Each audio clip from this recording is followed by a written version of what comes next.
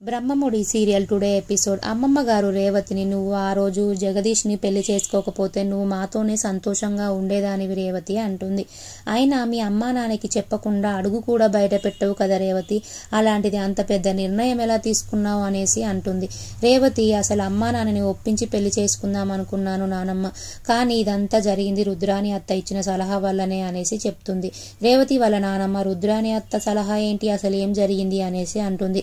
రేవతి, నేను జగదీష్ కలిసి ఉన్నది రుద్రాని అత్త చూసి రుద్రాని అత్త రేవతితో, డ్రైవర్ని నీకు ఇచ్చి పెళ్లి చేస్తాడనుకున్నావా మీ నాన్న, అలాగే జగదీష్ని కూడా చంపేస్తాడు, మన ఇంటి డ్రైవర్ని నువ్వు ప్రేమించావా అనేసి తనని కూడా కొడతాడు, నువ్వు పెళ్లి చేసుకునే ఇంటికి రా, నేను కూడా నీకు సపోర్ట్ చేస్తాను రేవతి అని చెప్తుంది రుద్రాని. ఆ సలహా మేరకే నేను జగదీష్ని పెళ్లి చేసుకుని వచ్చాను నానమ్మ అనేసి చెప్తుంది. అప్పుడు నానమ్మ, ఇదంతా రుద్రాని చేసిన పని, అసలు రుద్రానికి సరైన బుద్ధి చెప్తాను అనేసి నానమ్మ అంటుంది. రుద్రాని చాలా సంతోషంగా ఇంట్లో డ్యాన్స్ వేస్తుంది.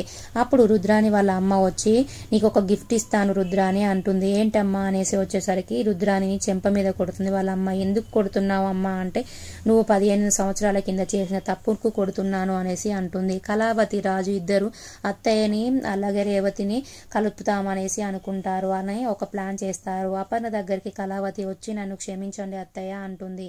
కళావతి, టెంపుల్కి వెళ్దాం అత్తయ్య అంటే, నువ్వేం అవసరం లేదు నేనే వెళ్తాను అని అపర్ణ ఒక్కతే వెళ్తుంది టెంపుల్కి.